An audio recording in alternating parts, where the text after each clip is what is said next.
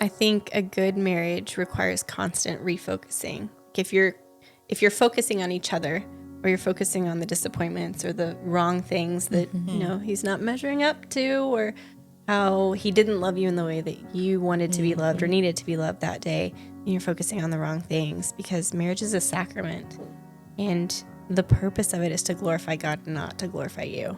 And that's a really hard truth to remember, but man, it's the only thing that provides hope in can this change? Will this change? Can we get out of this? Because it's a mindset change. When you are focused on Christ and furthering the kingdom together, and we still have to mow the lawn and raise these little hellions that are causing a ruckus all over the place.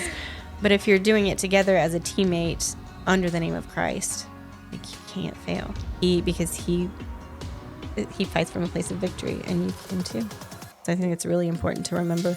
And that's way easier said than done, refocusing and just remembering in the heat of disappointments and disagreements, this is not what it's about. This is what marriage was created for. This is our human nature getting in the way of God's love. Well, and I think about this often because God continually reminds me just to take my thoughts captive and make them obedient to Christ. And regardless, one of the biggest things that the Lord has taught me, and this is just part of my story, is that regardless of how my husband treats me, or if I think he's loving me the way I want to be loved, God's kind of love means that I love my husband regardless of how he treats me. Mm-hmm. I still treat him with respect.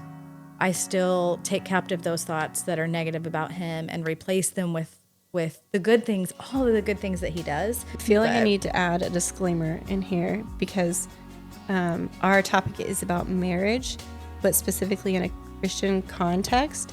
And I don't want anyone to misconstrue, obviously we don't ever support abusive situations. Yeah. Yes. Yeah. The no matter how your husband treats you is not that. That doesn't. We don't mean that.